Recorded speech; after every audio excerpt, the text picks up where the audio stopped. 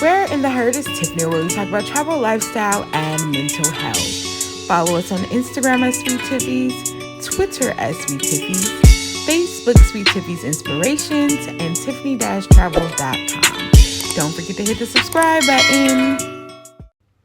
Welcome to the Black Wall Street History Center. Not everything that is faced can be changed until the change can be faced.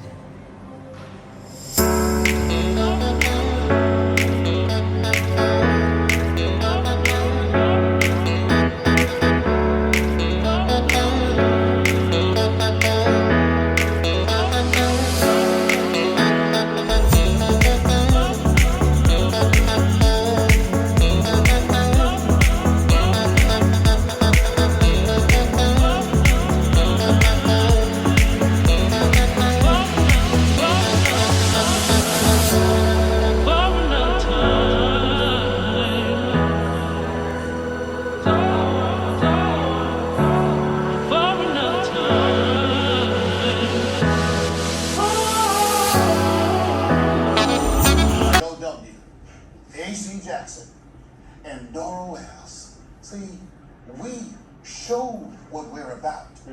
Disproved all that mess about being inferior and being too dense to be successful. You go to that dusty country way, and then they got the nerve not to check. Like on some sort of signpost can't get. They could have spent their money somewhere else. Could, but they didn't, and they didn't know why.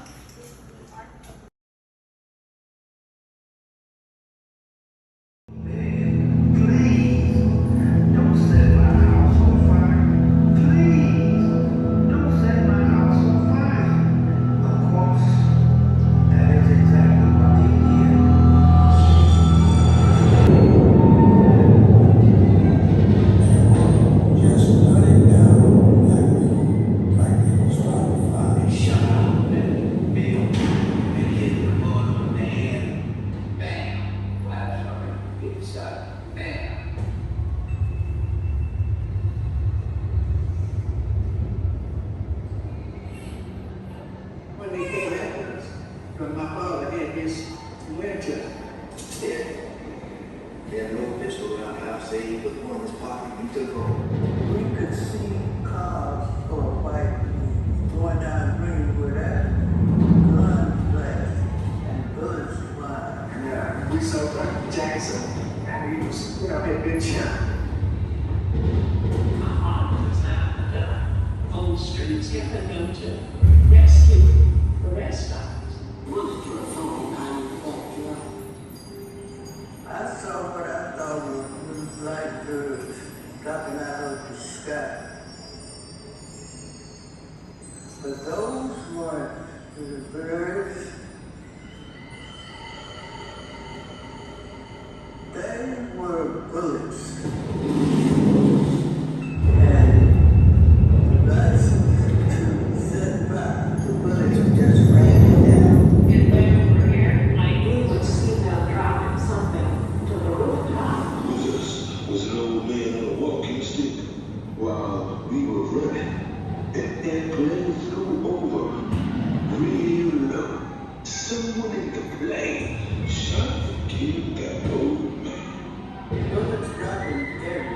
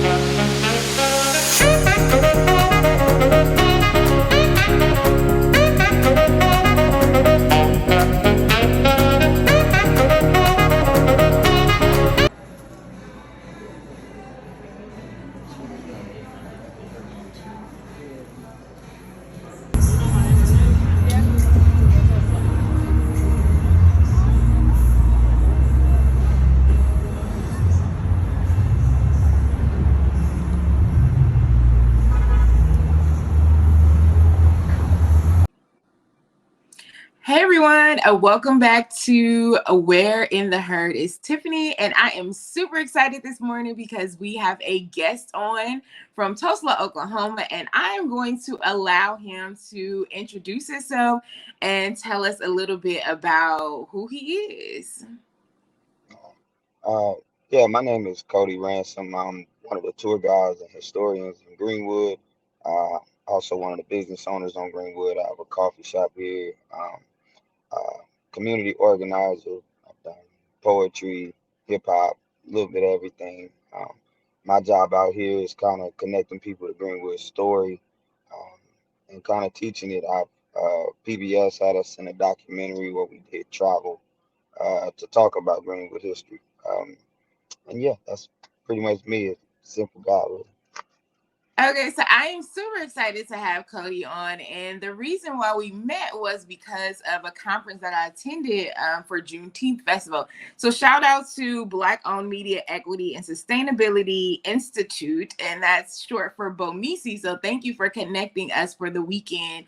And so I really wanted to talk to Cody about what is Tulsa, Oklahoma? What is Black Wall Street? Okay. I think it's super important that we know our history, and a lot of times we don't because they're not teaching us about it. And so I think it's important to discuss what it is. So Cody, let us know exactly what is Black Wall Street. What is Greenwood? A lot of people have no clue what that is. So can you tell them exactly what Black Wall Street is or was? Well, what Black Wall Street was, it was one of the first attempts, part of the first attempt to make an all-black state. So Oklahoma was supposed to be an all-black state. That's what brought so many black entrepreneurs here. And once they got here, they built business districts throughout Oklahoma. There were more black towns in Oklahoma than anywhere in the U.S. back then. So Greenwood just happened to be the most prosperous in Oklahoma from that. And so it originally was the Black Oasis.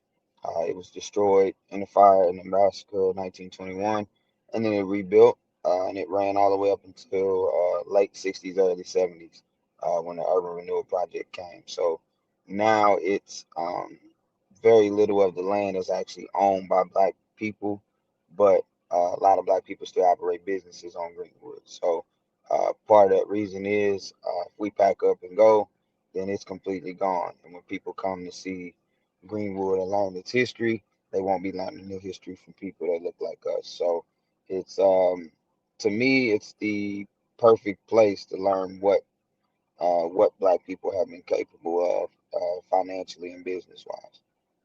And let's back it up just a little bit. So a lot of people don't even know what Black Wall Street was back then. So can you tell them what exactly Black Wall Street meant for us? Like, what does that actually mean? Because do we even have a place like that anymore? So tell them what Black Wall Street, what it looked like. Can you paint a picture of what it looked like?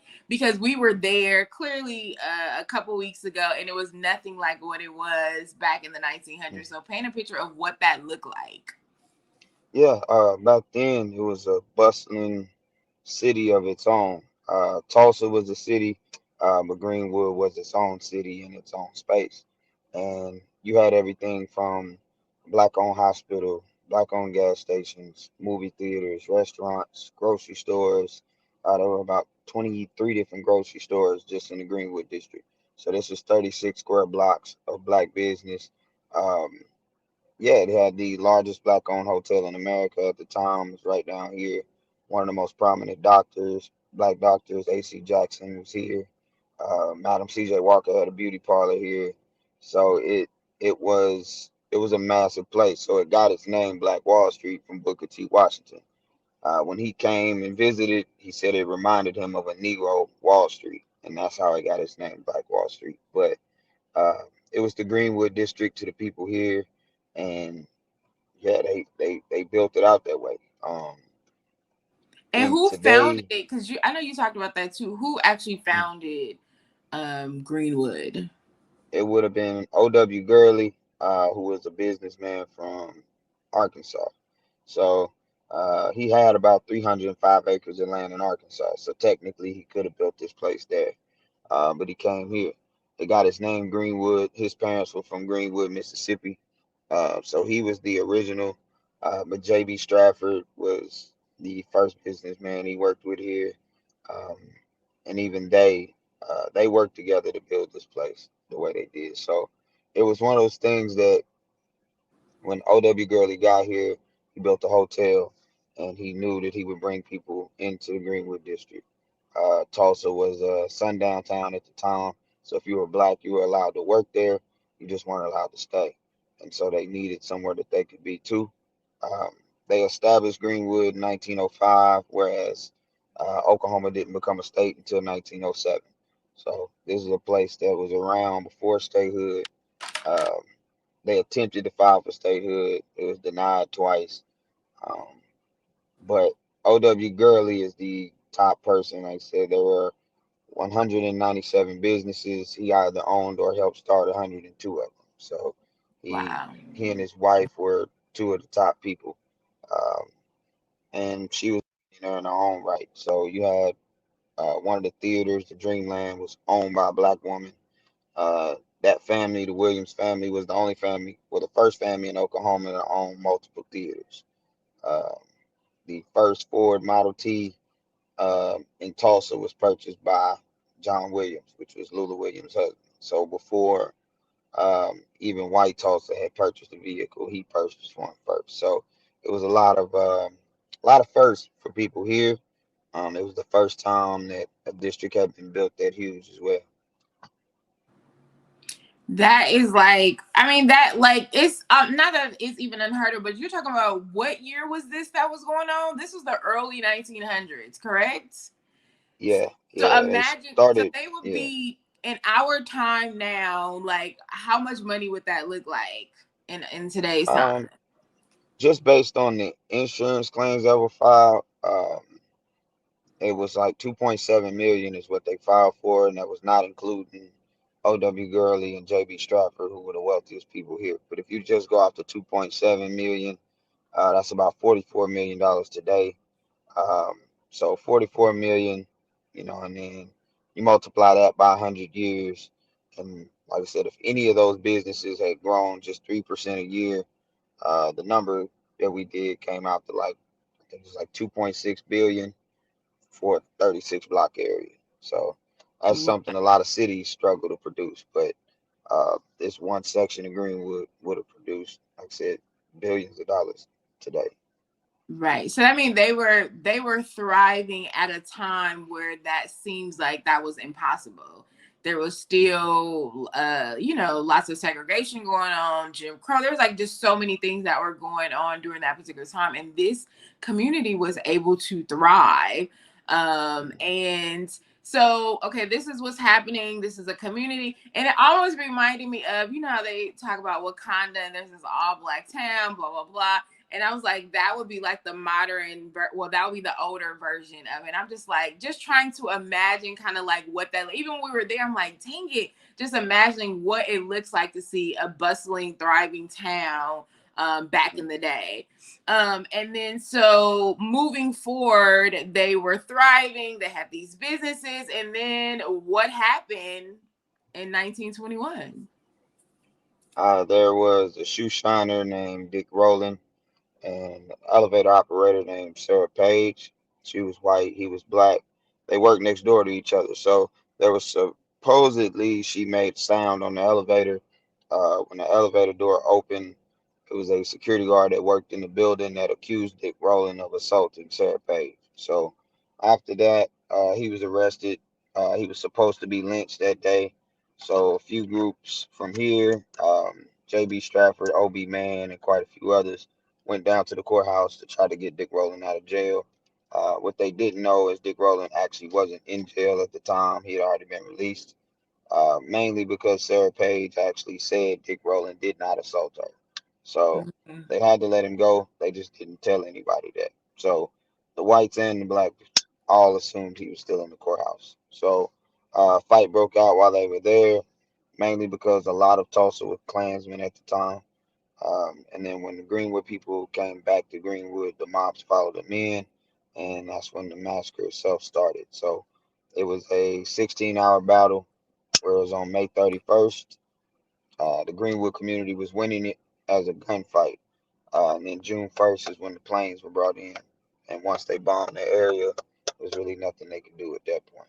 And who were, and I know you had mentioned too before that Greenwood was winning because they were war veterans, Yeah. correct? Yeah. So Greenwood was mostly war veterans, whereas most of Tulsa at that time were farmers, or they were mostly all here for oil. They weren't actually soldiers, but the city made them into, they were made into city appointed deputies. They were given weapons if they didn't have any, and they were told that their job was to stop a Negro uprising, and that's what they supposedly came into Greenwood to do. And the other question, I guess, begs, where did they get bombs and stuff from? Like, this almost sounds like a war. Yeah, Like, this is crazy to be talking about what, like, and you're a historian, so you're saying it like super casual. yeah. But I'm like, I can only imagine. So, what is the theory about where these bombs came from? Well, they were makeshift bombs. What they used was mostly kerosene. So in today's comparison, you would say like Molotov cocktails, basically. Um, but dropping them from planes would cause pretty significant explosions. So for a long time, Tulsa even denied that there were planes used, but the destruction of the building showed that some sort of explosive would have had to been used, and it would have had to been dropped from above for a lot of these places to be destroyed the way they were, because the outside walls would still be standing, but the entire roof would be gone, and everything inside is blown to pieces. So um, they weren't exactly equipped for war in that aspect to where they were warplanes. They were just um, one of the planes belonged to one of the founders of Tulsa, which was Tate Brady. He was the chairman of the Klan for this region of the U.S. So it's not as if they definitely planned it, and then when the National Guard got here, they participated. So it was more so to burn Greenwood out. And that's what they would write on some of the pictures. Things like running a Negro out of Tulsa, cleansing Tulsa of Negroes, burning of Little Africa, like stuff like that. So you think that this was planned? Do you think that, because it's the way you started the story is about a white man and a black man. The white woman denied that this even happened. And then you go into a massacre. So do you think that this was originally planned and that was just the catalyst to start it? Like that was their excuse, or like what do you think happened in between that?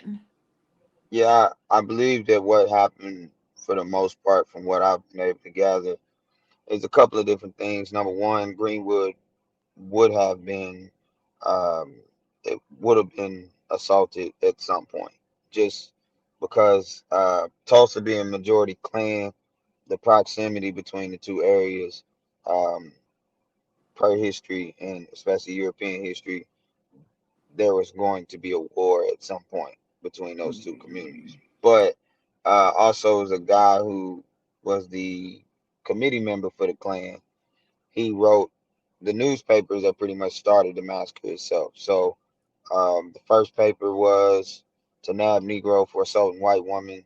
Second one was Negroes are planning an uprising in Greenwood. And then another one I saw was I can hear what seems to be the sounds of people burning alive.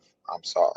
So the same guy wrote all three articles the same day. So if you're looking at how it could start, if you have local citizens in Tulsa who aren't a part of the Klan, who may not have necessarily wanted to come into Greenwood at all, they're reading a paper that's saying that blacks are planning to come take over Tulsa, arm yourself. So at that same time, you're seeing all these armed black men walk through your neighborhood headed downtown.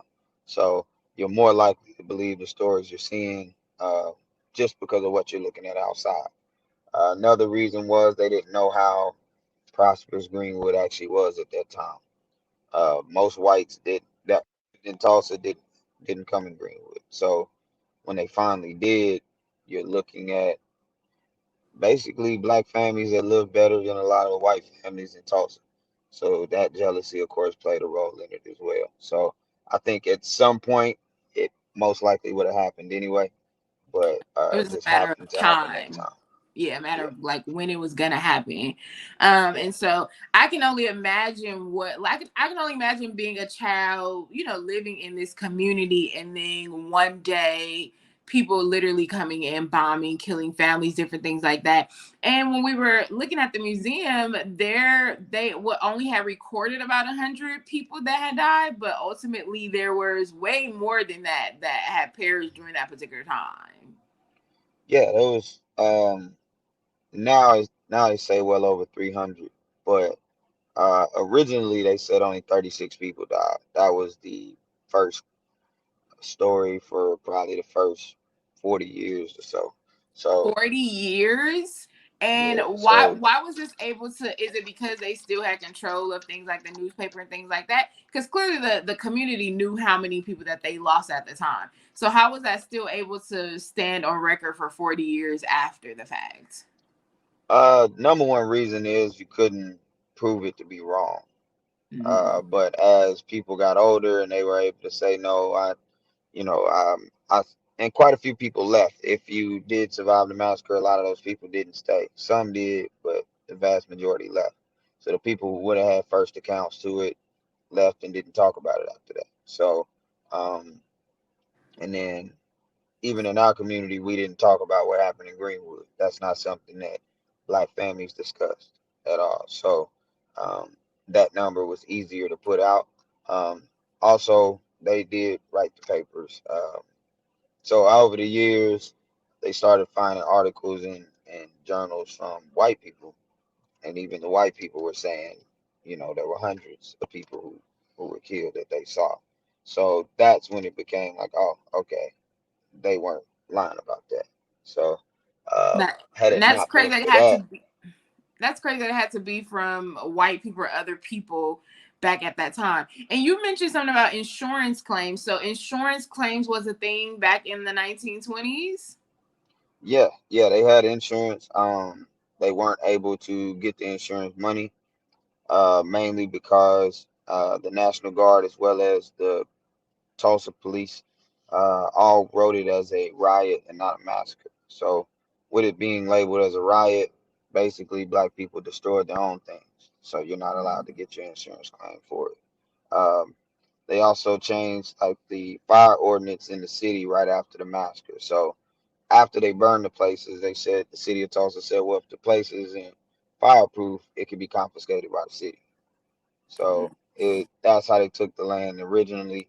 The people were able to get it back due to an attorney here named B.C. Franklin. He sued the city of Tulsa, got the people their land back, but subsequently all of the insurance claims were denied right after that.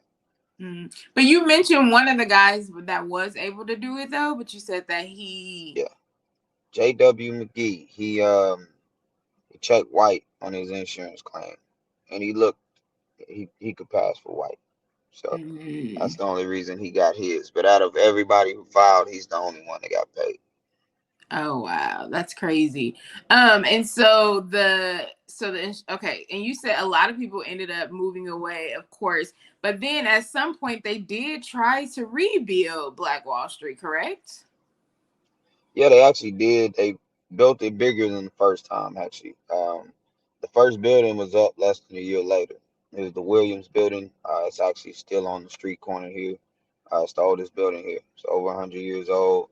Uh, so they did rebuild. It was a new wave of entrepreneurs that came in, but also some of the original Greenwood people too. So um, O.W. Gurley left. J.B. Stratford had to leave. But Lula Williams rebuilt the Dreamland Theater. They built a new hospital, more gas stations, more hotels, restaurants, grocery stores, shoe shiners, jewelers, public library, uh, barber shops. They went and redid everything. So the second generation of Greenwood actually made more money than the first generation ever did. And so, but then you mentioned something earlier. Where are we today? Because it was rebuilt that second time, and so now we're 2022, almost 100 years later. And what does Greenwood look like now? Uh, it looks like the remnants of what used to be a prosperous black town. It was not unique to Greenwood. It's a result of the urban renewal projects that happened all over the U.S., where they put highways through prominent black districts or through majority black neighborhoods, and so they put a highway directly in the middle of the historic Greenwood district. Once they did that, they confiscated the land with the eminent domain law, and after that, um, once the city started to sell some of that land, they didn't sell it to blacks. So, Mm. um, and then, what they say, all skin folk ain't kin folk. Some of the black folks that had control over certain pieces of land sold it to white people too. Now, part of that is people didn't realize the true history of Greenwood and how important Greenwood land was, uh, but the whites did. So they were able to purchase certain pieces of land. So, but we sold some of it, but the majority was taken with the urban renewal project, which drove out the businesses. And that was at the same time that the integration laws were passed in Tulsa. So they tore down all the black shopping places, the black shopping districts. Now you have to shop in the white districts.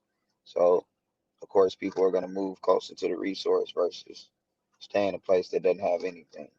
Question: who is in charge of urban renewal? Are we on any of these committees, or do we have a say so? Does the community, or is it just the people that have the contracts and like who is in charge of urban renewal, and how can we be a part, or are we a part of it?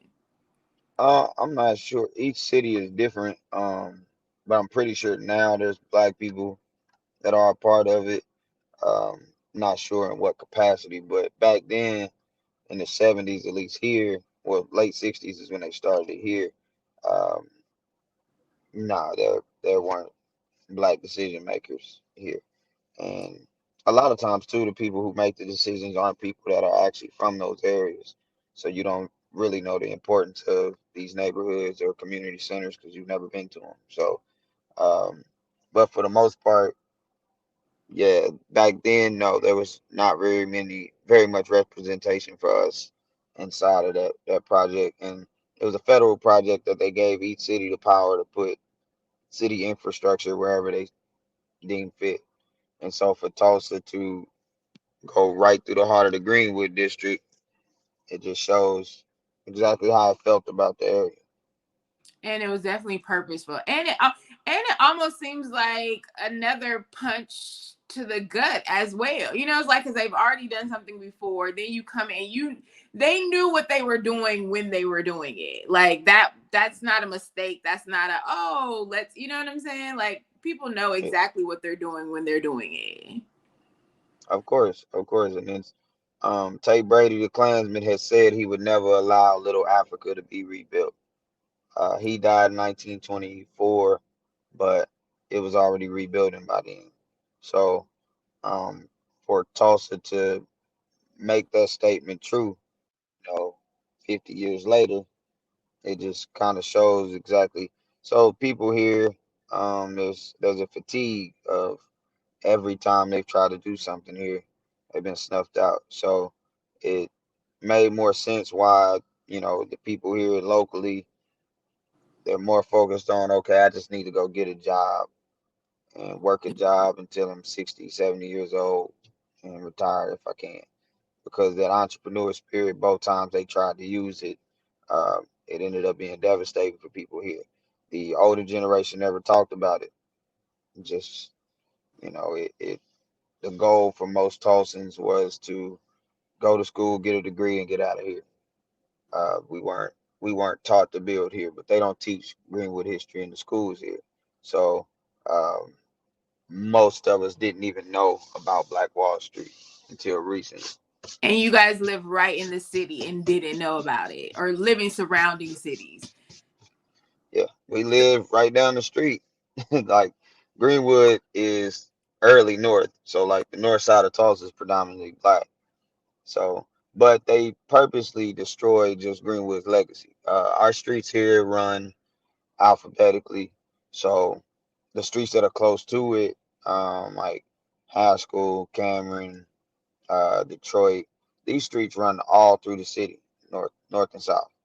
But Greenwood only extends to the end of the Greenwood District, and then it turns into Garrison. So it should have been Greenwood all the way north, but instead it stops where the historic Greenwood District ended, and then it turns into Garrison. So if you live north side on Garrison, you don't know that that street should have been Greenwood, and so Mm, then you would probably want to know what Greenwood was. But if all you know it as is Garrison, you'll never know the difference. Um, Even when they built the highway, there's no exit into the Greenwood District at all. You get off a mile to the east or three-quarters of a mile to the west. You can't actually get off in Black Wall Street. So they purposely built it that way. So it's one of those things to where us not, and then us not talking about it ourselves, we kind of let the story die for a while. So now there's more black entrepreneurs in this city now than I've ever seen, but mainly because they all just learned about Black Wall Street. So it's not if we can do it, it's all we did before. So why not right. do it again? And then you said that they are just now putting it in like curriculum out there in Oklahoma, like in the schools Yeah, and stuff. yeah, last year was the first year they put it in the school curriculum, but you also can't teach critical race theory here. So you can't say what the groups look like. You can just say group A and group B, but you can't say black people, white people, natives, and white. Like you can't teach it that way. Are If you you're a kidding? school Are teacher, you kidding me? Are you serious right yeah, now? yeah, yep. Which they passed that right after they put it in the curriculum. There was a bill signed for that, maybe a couple months after. Like I think I'm like a little speechless because I'm like, what? It's almost like what do we do? Like what do we do? Like I just feel like some of these things are like ridiculous. Like we can't say who did what. Like this is super important that people know because who the heck is Group A and Group? It's like we're almost erasing who people are, us as black people, and them as as what they're doing. Like I just feel like Yeah, some things are ridiculous, and I'm just wondering like how and what do we what at this point you're a native there, you're a resident, like what do you do in these instances? Do you go out and teach your own history? Do you feel like it wasn't talked about because of the traumatic effects, the PTSD, that the reason why the older people did not talk about it? Like where do you think it's coming from where they decided not to talk about it? And then you have like these very minor things that are progressing but it's kind of not progressing at all. Like I'm just a mm, little confused right now, and what is your thought? What is your thought process? Because you like live there, your family has history there. yeah. I think that it further proves that we have to educate outside of school. We can't expect schools to teach our kids everything.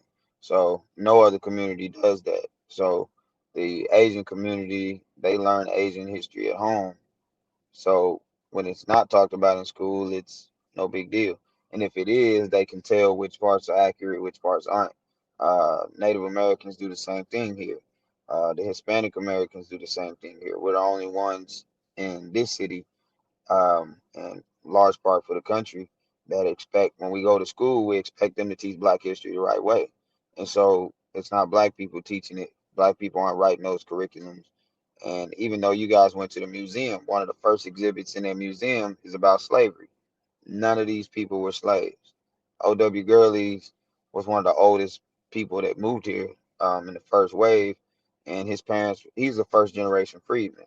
So he had never experienced slavery at all. So for the Greenwood History Museum to start with slavery, it just tells you like, oh yeah, this is a part of history too. Let's throw this in there, and then we'll get to the other stuff.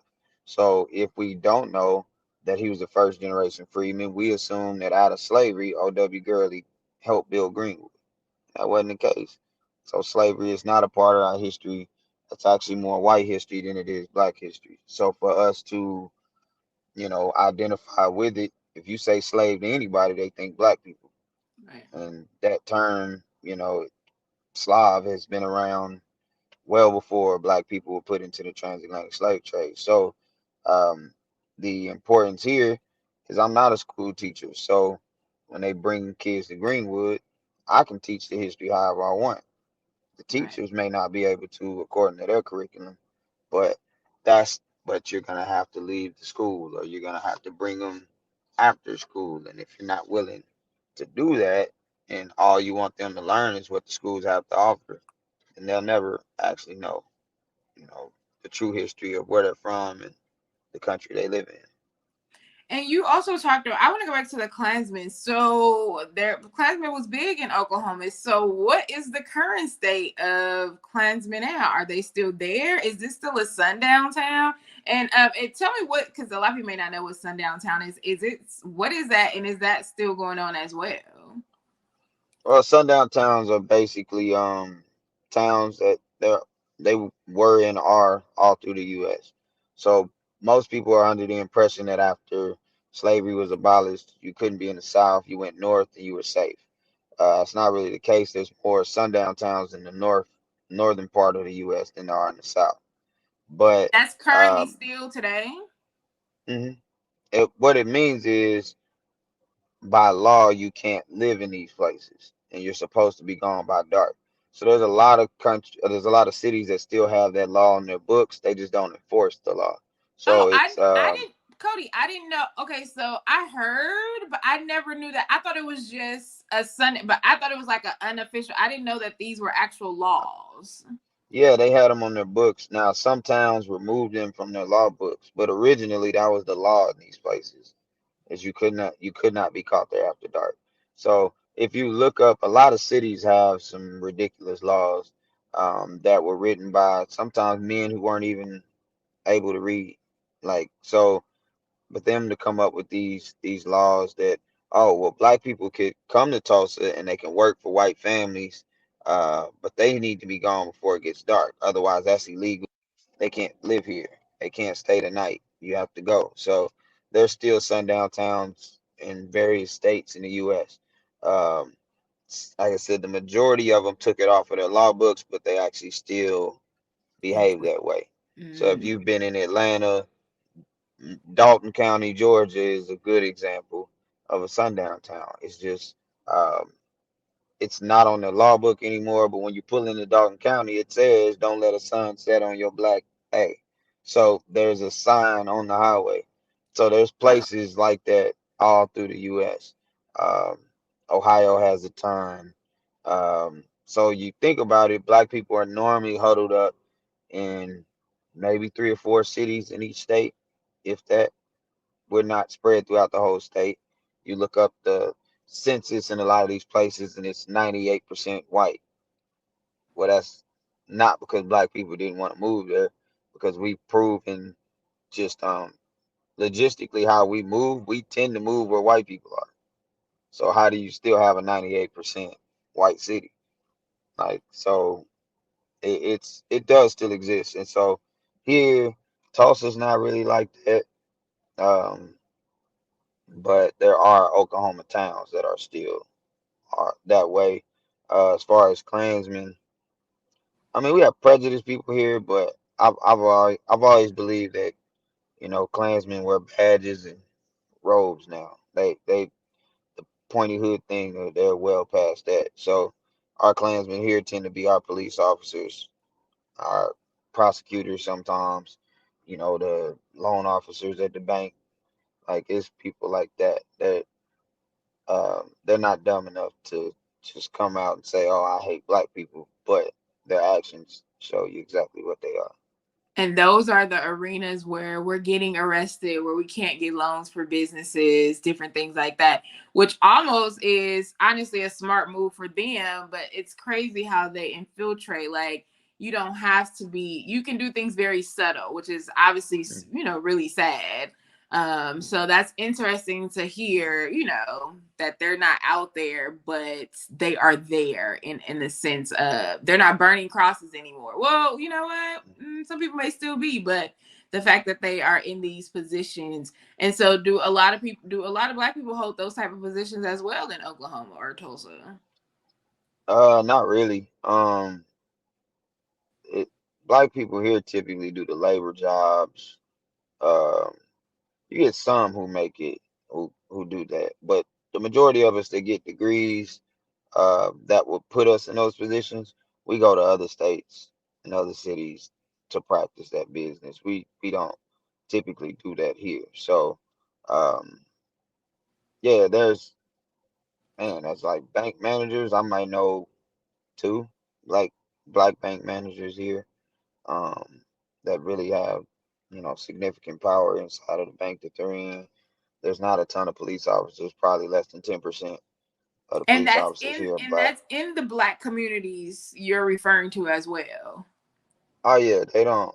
There's very few black officers in the Wow. north side of Tulsa, which is predominantly black.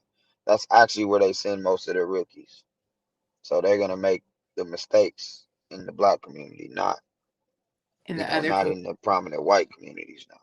So for the Juneteenth festival, I saw quite a few black police officers out there. Were they sent out there, or are they originally part of that crew, or they just came for like Juneteenth? Yeah, the majority of them are part of the police officers, but it sounds bad, but that was probably 80, 90% of the black police officers in the city were right there. Like it Mm, wasn't a ton of them. But there's starting to be a little bit more. The younger ones are starting to, go be police officers. But here in Tulsa, you have to have a degree to be a police officer. So it oh, doesn't matter what your degree is in, but you do have to be a college graduate. So it's one of those things that it's just like, okay, well, if I'm going to be a college graduate, I'll just go practice. But it's also a way to keep people out of that, that police force.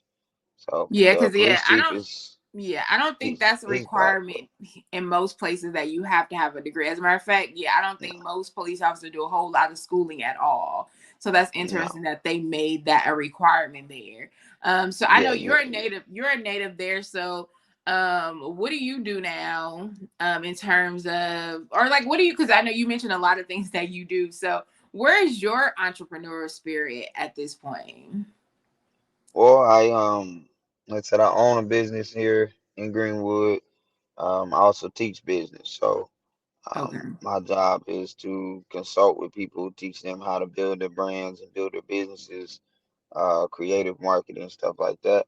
Um, and for most black people, it's free if they're able to pay. They can, but if it's just like, hey, I don't got the money, I just got an idea and I need to know how to flesh it out, and we just do it. I think that the more black people just work together, and we have to at some point donate something back, whether it's money or time. So Right. that's the only way we're gonna be able to really survive. Like even our city now, Tulsa is it's a lot different than when I was younger. Um, They have these programs that bring people in to move here remotely. They pay them $10,000 to live here. They do bring in some blacks, but not a ton. But what it does to the average Tulsan is it tells you like they value people from outside of the city more than the people who live here because you can't Mhm. live here and apply for that program. Right. So if you were to give a local $10,000 to subsidize their rent or whatever for a year, I mean, you know who could tell you what they could build? So it's one of Right. those things that where locals don't get access to that. So and so subsequently bringing people in from New York, L.A., Florida, Chicago, well, the cost of living has jumped up for everybody here now because they're making the wages and the rates from the cities they come from, not Tulsa wages. So a Mhm. job here that may only pay 45,000 in New York plays closer to 80,000. So now Right. this person's making 78, 79,000. So a $1,400 apartment to them, they're like, oh, okay, no big deal. Whereas the Right. average Tulsa knows 1,400 used to be able to get you a 2,100 square foot house here. So it's one of those things where now you can't. It's almost incredibly tough to find a house under 200,000 now. Whereas you used to be Mhm. able to find them here 150, 125, 130. And that was just 3 years ago. So It's a way of the more we can teach black people to make money. The better. The one thing I will say about Klansmen or racist people, the intelligent ones, not the other ones. The intelligent ones tend to they value money.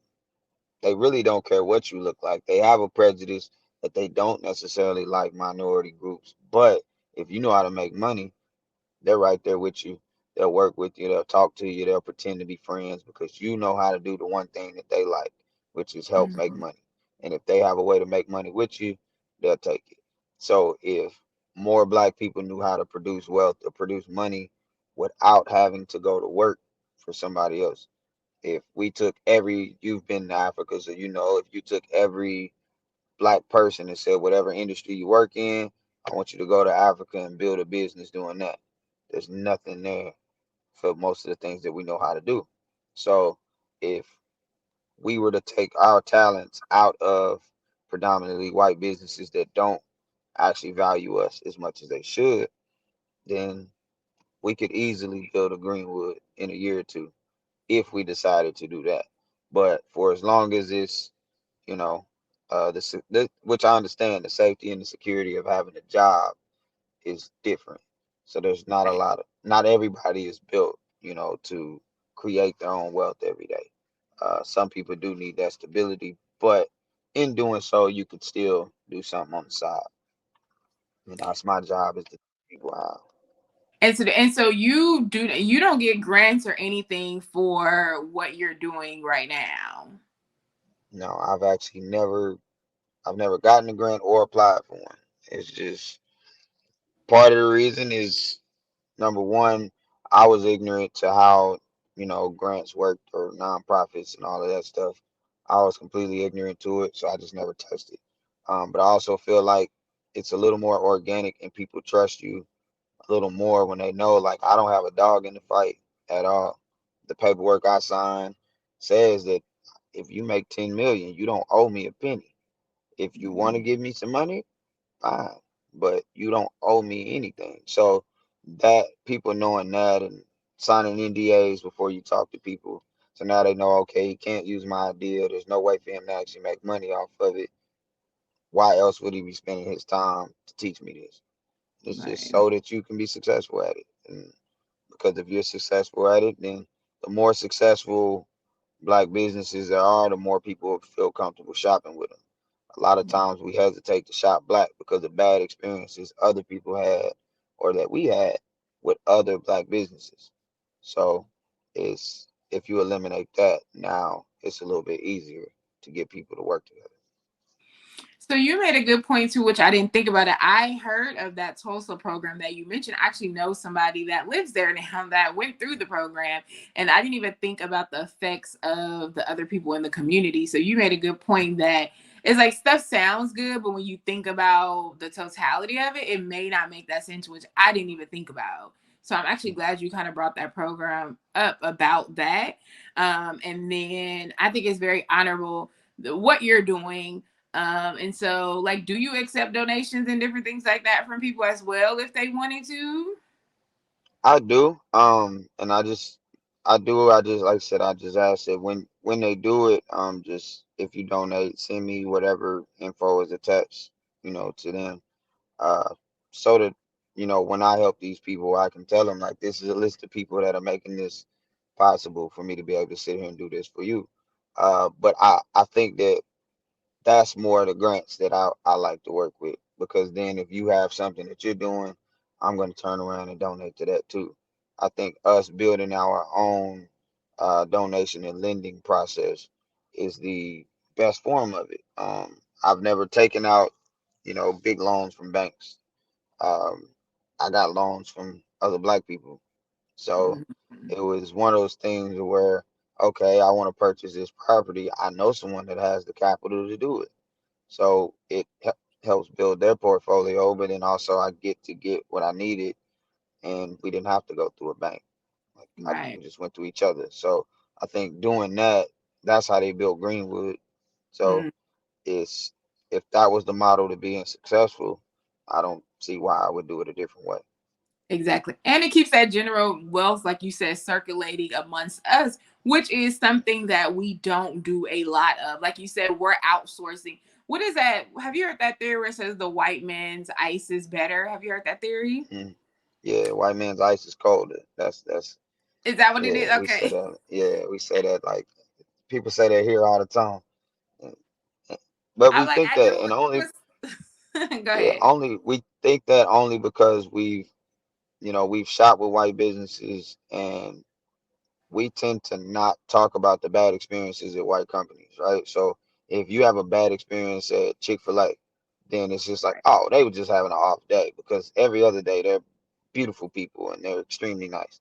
But if I have an off day at a black establishment, I'm like, oh yeah, I never go back to them again because they were Right. horrible. They treated me bad. So it's one of those things to where, okay, well, if we got the network and we work together, and I say like, oh, okay, I did have a bad experience at Tiffany's coffee shop, but Tiffany wasn't there. So how about I just tell Tiff like, hey, I was in your coffee shop today, and one of the employees was a little agitated. They might need a day off for a pep talk or something. Give each other a chance to fix it. But when we start being able to spread good experiences with black businesses, then we'll think to go to those a little bit more. We'll always look for the white option because it's more comfortable and it's Right. normally less hassle, and then also the prices are normally cheaper. But that's because black people aren't educated on manufacturing. So Starbucks and me, like my coffee shop, I compare it a lot. And so my drinks are actually cheaper than Starbucks, but they I tell them they should be higher. They're just not. And the reason they should be higher is because I have to pay 10 cents for every cup that you guys use. They're paying less than a penny because they're buying them by And tens of thousands. I'm right. having to buy them by hundreds. So I'm paying more for that. I'm paying more for my product. So that's why black businesses charge more. But we tend to think, oh, they're being greedy and they want more money. Or why they charging so much? Down the street they not doing it. It's like, yeah, because down the street has billions of dollars of corporate money behind them. This Right. is just mom and pop. Like, so Exactly. Small business, you small you can't, and it's crazy how people would compare. You cannot compare a small business to a McDonald's, to a Starbucks. These people have been established for hundreds of years. And like you said, the product that they're buying in bulk is a lot different. And people need to understand it. But people, I think non-business people don't understand those little things like that in the background. Like you said, something that's 10 cent per cup and different things like that. So what advice do you have for entrepreneurs? Because you mentioned that entrepreneurship is not easy. As a small entrepreneur, as a small business or small entrepreneurship, it is difficult. So, what advice do you have for people that is trying to get into the entrepreneur world? And like, what advice? Because every day is not going to be a good day. I always say, as an entrepreneur, some days you're making, $10, and then one day you're making, $5,000. So how do mm. you keep up with the kind of the fluctuation, or even just starting, because some people are scared of even just starting in general? A couple of different things. The number one thing is do what you're comfortable with. Like, you don't have to quit your full-time job to be an entrepreneur. It's just set aside 2 hours a day to work on whatever business it is that you have. You're gonna spend that 2 hours on Netflix, on your phone, or we're going to spend that 2 hours doing something. So put 2 hours a day into what you do, and as it grows, you can put more time into it and take less time at work. Um, Also, if you have to love what you do. If you don't, it will feel like work. Understanding the business, or the difference between owning a business and working for yourself. Owning a business, you're going to hire people, and those are going to be the people that run your business. Working for yourself, you're the one that has to log all those hours. So there is a big difference in that. Diversity as far as the industries that you jump in. Like, somebody in your neighborhood already does t-shirts and chicken wings. So you're gonna have to do something else because you do have a gift to do something else. Or maybe you need to create the system that streamlines the chicken wings and t-shirts. But you have to make we have to make more complementary businesses versus always being the glamorous ones. Like, for example, uh off the top of my head, I can't think of a black-owned napkin company. There's not a restaurant in this world that doesn't have napkins. Nobody makes tissue. None of us make just regular socks. We don't need designs. Just give me socks, draws. Is but we want to make $5,000 shirt, or a $5,000 shirt. I just limited the demographic that can purchase it. But this $5 bag of socks, anybody could get. Right. Don't be afraid to go a little bit under what market value is. If it's $8 over there, I'm not losing by charging $6.50. My profit margin may not be as big, but I don't need to be greedy in the beginning. Um, and then lastly is just management of time, uh, capital and human capital. Treat people the right way, do people the right way. If you're not a numbers person, find a numbers person to work with you in your business. If you're not a creative, find a creative to work with you in your business. So I think that 50% of the pie is better than none. So a lot of times we're overwhelmed because there's so many things you have to do in a business. And it's like, oh, I don't have the time to run the business, do the numbers, do the marketing. It's like, okay, well then find people who do. And it's not hard to, because there's somebody looking for a marketing job that you know. There's somebody looking to cook if you have a restaurant that you know. So give them the freedom to cook and this other person the freedom to do the marketing, and you just handle the numbers if that's what you do. So it's really building a team. Uh, I suggest a team of family, and when I say family, I don't mean blood. Suggest a team of people like I trust these people and I would work with these people for free. So if I would work with you for free, then if we making some money, it's even better. But if these are only people you would only deal with them for money, then that's not the person you need to put in business. And that's how you survive entrepreneurship. And as long as you structure and you save, you're good. I may have made $5,000 today, but I do know on average I make $2,200 a day. So if I spend like I make $5,000 a day, I'm in trouble. Uh, there's a there's a third system that I teach everybody, which is spend a third, save a third, invest a third. If you live off of that, you'll never have to worry about anything in your life. So if you're making $3,000 a month, then your living expenses shouldn't be more than a third of what what you make. So if I'm bringing home 3,000, my living expenses should be under $1,000. So that's my rent, my electricity, my car, and if I can't keep it under that, 30%, that rule is if I can't buy three, I don't buy one. It works for everything. It works for your credit. They want you to stay under 33% usage rate. They want you to have less than 33% revolving credit. If you go to get an apartment, they want you to make three times the rent. So like that third shows up everywhere. It's just we don't recognize it most of the time. So if I've spent the third, saved the third, and invested the third for 10 years, a third of what I made is right here in this pot. And so now that's my spending money. I could blow it, I could do whatever I want, you know, or I can save it. But I Yeah, also have a third that I invested into something, and that right. investment should bring a return. I think that key word is investment. I think a lot, and I don't even want to make a big general statement, but I think a lot of us, I'm gonna say us, the word us, but don't invest. And so we basically there's money coming in, but there's money not being revolved, right? Because it's coming in and it's going back out. And so I think that's another thing that needs to be taught is investment. I was talking to somebody, I know several people that have gotten like large sums of money and it's gone. And I'm like, and what do they have to show for it? Because I don't see anything. Like, I'm not even sure how you even spent that much money. And then I brought up that investment piece. Nobody is investing in anything else to keep the money going in, Yeah, to have the money coming in. So I think that's the important part that you mentioned about investments. yeah, and we have to understand what investments look like. Is investments isn't always putting it into a stock market. Investment could be I'm going to invest in another piece of equipment to streamline this Keep t-shirt the process where I can go from making 20 to 20,000. Or they, for instance, like one thing we do is we make t-shirts all over this country, but there's no fully black owned t-shirt from the cotton to the ink to the design. if there's one thing we should have ownership over, or it's cotton. So why don't we have a 100% black T-shirt? We had to go pull that resource from somebody else. We had to go get the paint from somebody else. So then why don't one of us just make paint? One of us make cotton, get the cotton, process it, make T-shirts, and this person makes the design, and you have a fully black owned T-shirt.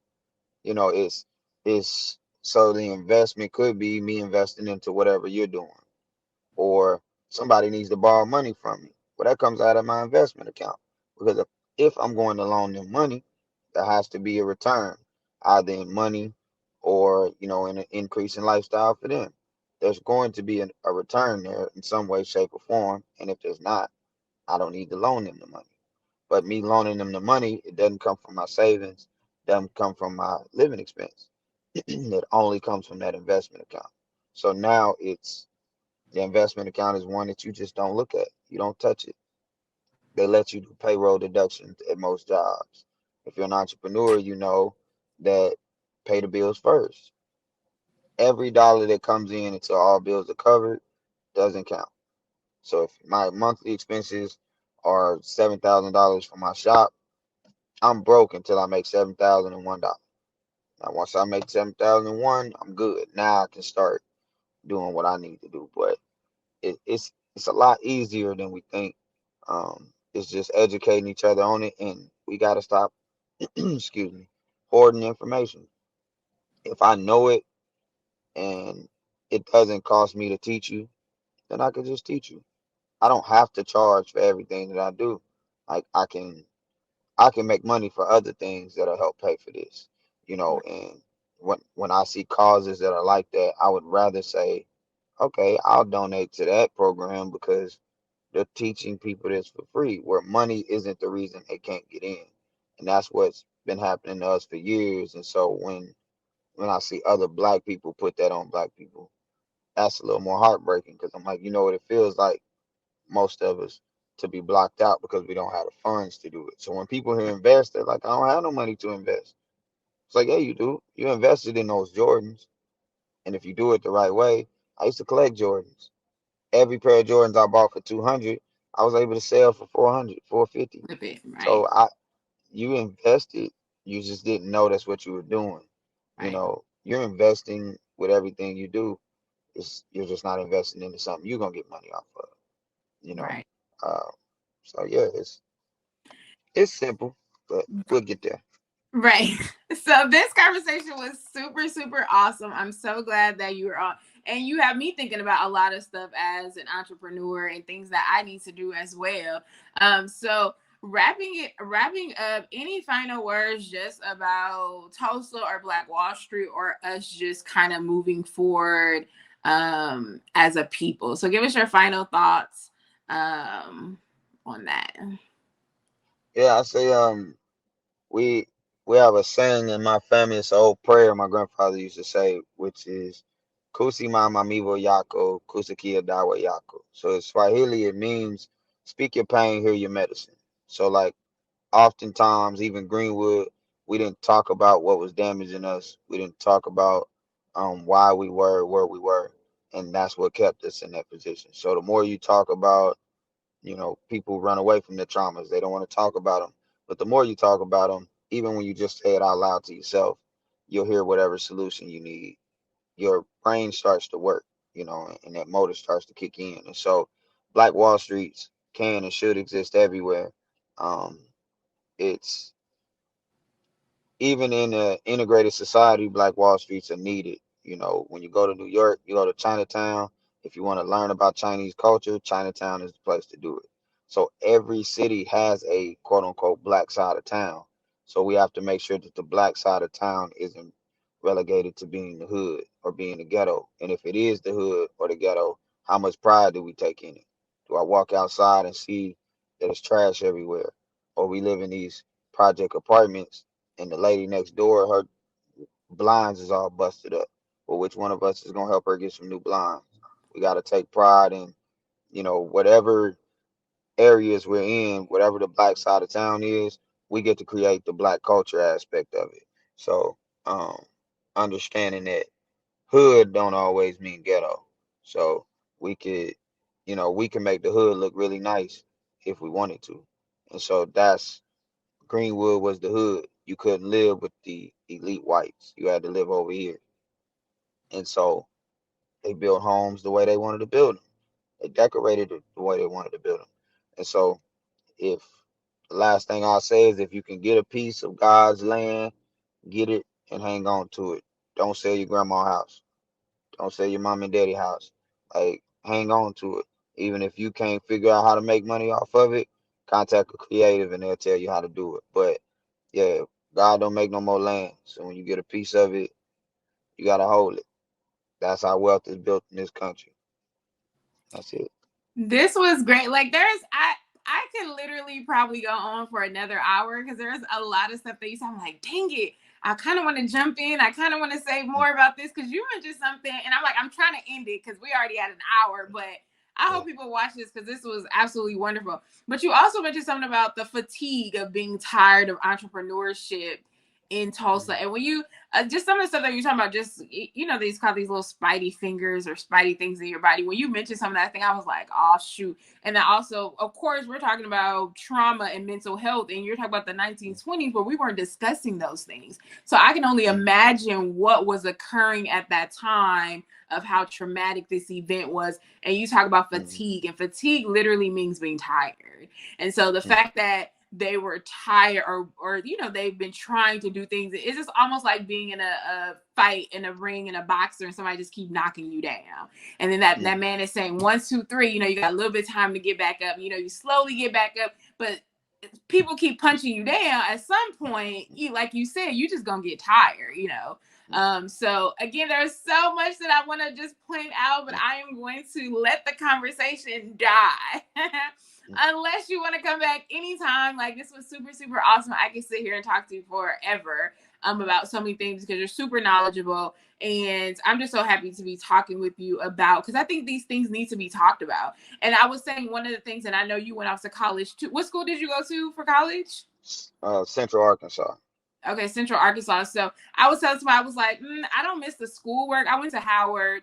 I was like, I don't miss the schoolwork. I said, but I miss the camaraderie. I miss these conversations. I miss being a part of Black people that are intelligent and just talking about these things that I feel like we don't talk about enough. So thankfully, platforms like YouTube allow me to have this conversation. But yeah, were you about to say something?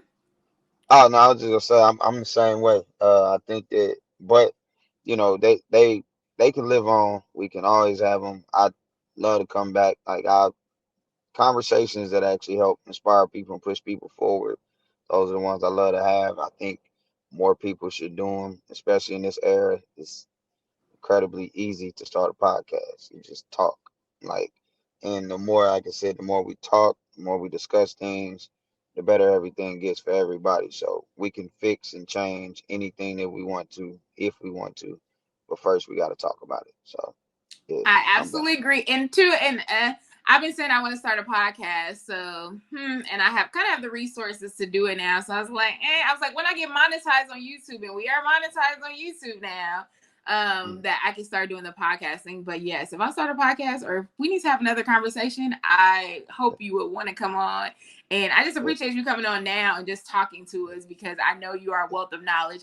And I know that's part of too, because your family has been there for years, because you're how many generations in Tulsa? I'm fourth generation in Tulsa. Yeah, so my family been in Greenwood since 1909. Oh wow. Okay, so they were around with Black Wall Street, so they remember. Yeah. Both sides. My grandmother and my grandfather. My grandmother's uncle had a grocery store, and then my grandfather's aunt was a tailor. So they were here during the massacre, moved, went to high school, Oklahoma, where my grandparents were born, and then my grandparents ended up moving to Tulsa too, and ended up living in one of the Greenwood neighborhoods. And I actually still live in that house that my grandmother bought, it's like the early 40s, 41, 42. And then you also have ties to Africa as well, your family. Yeah, my dad's side. So Egypt, Kenya, and Ghana. Okay. So yeah, history is History. Africans. You have to know history. Exactly. So History is yeah, super, super important. And I didn't even know that history about you. And I wish I would have known about the coffee shop. I didn't know that you had a coffee shop down there. And mind you, we yeah, were you down there. guys are on a yeah Was it on a on that strict schedule. same? Yeah, and Yeah, it's that's what I was actually directly across the street from the history museum that you went in. I'm directly across the street, I but wish you I would guys have were on known like a that. tight schedule. Yeah, So yeah, exactly. That's what I was gonna say. They had us, tight to what we were doing. But if I ever come back, I definitely want to go to the coffee shop and different things like that. So I wish I would have known. But there's always time to come back to Tulsa. Actually, I had never been there before. And I definitely want to come back to the area. As a matter of fact, I have a book coming out about HBCUs. And mm, Langston is in there. So I definitely want to come back to the yeah, area, kind of do like a book tour in general of all the colleges that I'm talking about in the book. So I'm sure that I'll definitely be back down there and definitely want to meet up again and patronize. But uh, this was super, super awesome. And I want to do it again. And I just want to thank you for taking the time because you are very busy. I see that you have a yeah, lot going on. I yeah, see that you do your poetry, you do your rap. We're gonna have to have you mm, on just to talk about that. Like that's yeah, amazing as a creative to be in that space as well. So again, yeah. thank you so much for your time. And finally, lastly, before we go, just let them know how can people connect with you for any Mm. of the things that you are involved in. Yeah, I typically put, I'm still a little old, so I use Facebook a lot, but I'm learning Instagram. So, but it's just Cody Ransom, it's Kode Ransom. So you can find all of my social media and stuff is my actual government name. And then yeah, and if you Google it, you'll see like some of the projects I've done before with like PBS and Hollywood Music Awards and stuff like that. So, but yeah, you just send me a message and yeah, we connect from there. Even if it's just to get business coaching or anything like that, you send me a message. Um, I will say, don't tell me your idea in the first message. Like just tell me you want to discuss it so that I can get you the NDA first, and then after I sign the NDA, then we can discuss whatever it is you need. All right. Well, thank you so much. I'm going to make sure that I write these things out in the description box. So if you want to contact Cody, that you can do so as well. But thank you again and have a wonderful day. Thank you.